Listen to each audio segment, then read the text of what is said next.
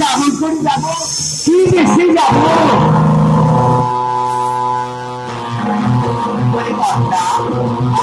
তুই এই চম্পক নগরে কি বেশি তুই যাবি জানিস? চম্পক নগরে তুই তুই মাসির বেশে যাবি?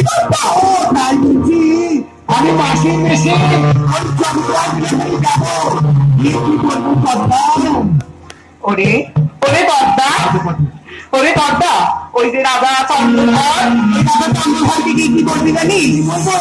বলবি আমি আমি যে পাতাল পরে দেবী বলটা, ওরে চন্দ্রধর আমার আমায় কি করতে হবে?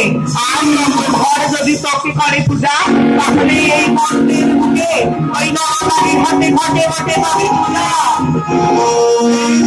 তাই আমি তোর